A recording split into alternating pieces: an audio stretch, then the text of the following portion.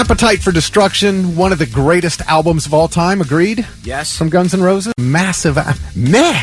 I mean, I know it was a big seller. It's not my cup of tea. Oh, okay. Is that all right? All right. Well, it's getting quite an honor, and I wanna dive into this a little bit coming up next. Traffic. Welcome to the jungle. We got fun and games. We got everything we want. We know the names. We are the... It is the Morning Blitz, 6:42 with Kelly, Lewis, and Rick, and we've got the battle of the GNR fans and non-fans happening on the text wall at 99700. Kelly said, meh. Lewis and I are like, what? And that's okay. People like what they like. I understand. Did you guys know there was a Grammy Hall of Fame? No. There's Did not know this. There is a Grammy. I had no clue, but Appetite for Destruction, Guns N' Roses album, is being inducted into the Grammy Hall of Fame. Geez, you already got a Grammy. Now you need to have a Hall of Fame.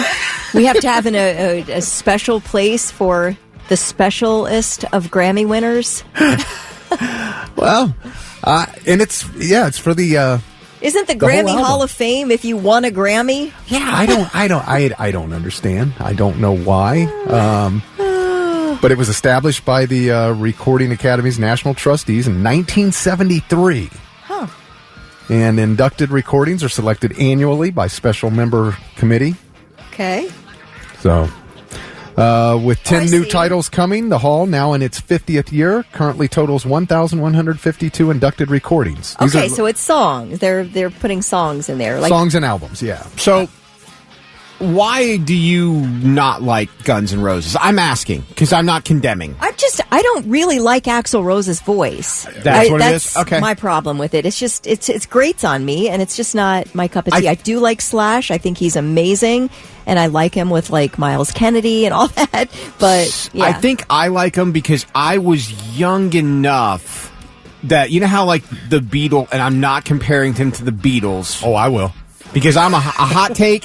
I don't care about the Beatles. I respect what they did for music, How but dare they're you. but There they you go. are too far out of my wheelhouse from being young when Yeah, I I was can see young. that. So Well, yeah. I don't have an emotional attachment to them. You've told us you're not even a fan of the sound of 70s rock. No, but So- my mom loves it. So, like, for me, Guns N' Roses, that was the first time I'd ever seen a rock band play with a symphony orchestra. Like, when I remember being a kid watching, I think it was the MTV Video Music Awards, where they came out and did Don't Cry with a symphony orchestra. I'd never seen anything like that before, because there was such a separation in genres. You know what I mean? And they had that, like, Use Your Illusion 1 and 2, for better or worse, had a completely different sound than I'd ever heard a rock band do up until that time. So they had like kind of an influence on me. And the fact that because I was only a little kid, like I was 4 or 5 when Appetite came out. And then when they were in their heyday in 91, 92, my mom wouldn't let me go to a Guns N' Roses concert. Are you kidding me? I mean, what a terrible parent. Won't let her kid go see Guns N' Roses. Oh my gosh, I saw him at Legend Valley and it was unreal.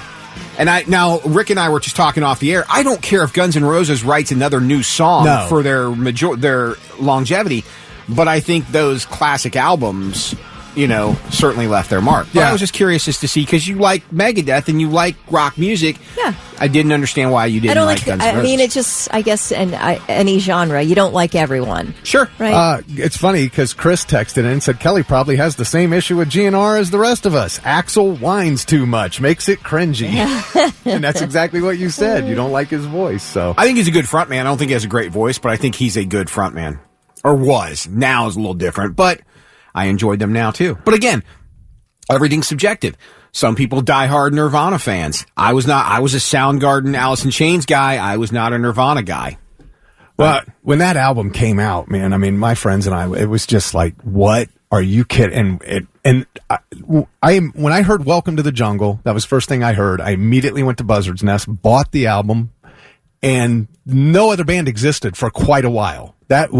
Front to back, we listened to that album just nonstop every single day for so long. It was ridiculous. It was like nobody else existed. Mm-hmm.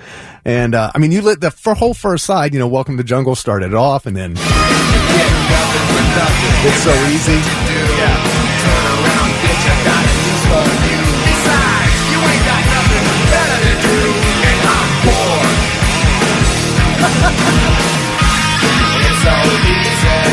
I don't know. I mean, a lot of people hear their big hits, and maybe they don't go deep into the albums. But man, they've got some stuff. It just, I don't know, for that time, and for those of us who were metalheads and like to party and stuff, then you hear something like Night Train.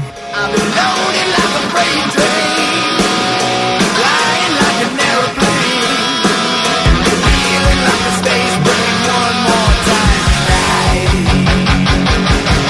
I'm on the night train. See, I think they were so different than any other in that genre. But that's why, like I gravitated towards Chris Cornell's voice when I first heard any of the Soundgarden stuff, because I was like, oh my God, this dude has a, you know what I mean? The same exact thing.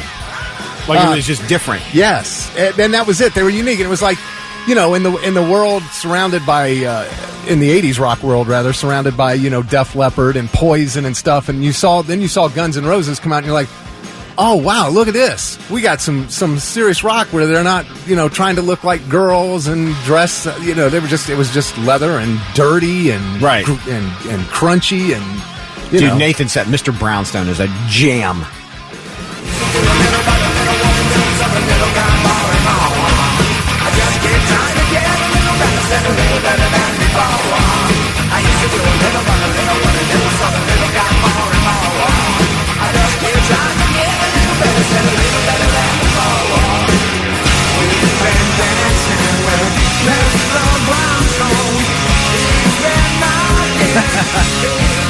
Yep, that's also on the first side, and Can't Forget Out to Get Me.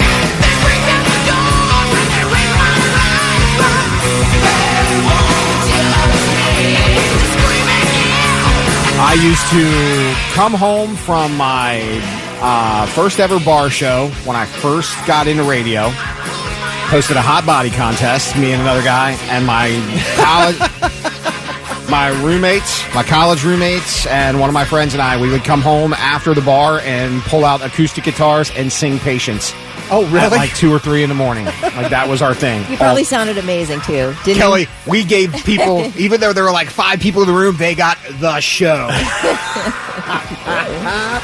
You were hosting a hot body contest, huh? That was my first gig. I paid my rent off that ish. I was the sidekick to the night show when I first started, and I would go down and corral the girls and get them lined up and ready to go. That was my job. Underage me with a fake ID, corralling girls in bikinis. That's a dream job right there. You'd never find anything like that ever again. In Myrtle Beach, every Friday night, I broadcasted live from Mother Fletcher's. And at midnight, when I was done broadcasting, there was a wet T-shirt contest, and I poured the water. Every single week. I literally got tired of seeing big wet boobs.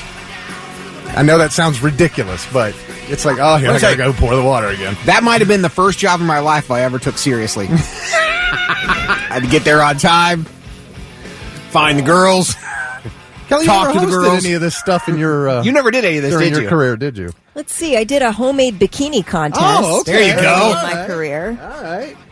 Yeah. Yeah, we really like to exploit women back in the day. We did. We truly did. I used to get fun. I used to laugh at the guys that got mad. You're parading your girl around in a bikini and pissed when anybody else looks at her. Go home. You shouldn't be out in public. Well, in Myrtle Beach, what would happen is the local dancers, girls, on their nights off would go to these other bars and win the contests. You know, it was rare that an actual person who was there on vacation for spring break actually won. It was usually the dancers from the other clubs. I think we had fun because we didn't pay. I was underage with a fake ID. I don't know if anybody ever knew my ID was fake or not. My friend Rob did because he was the DJ at the bar.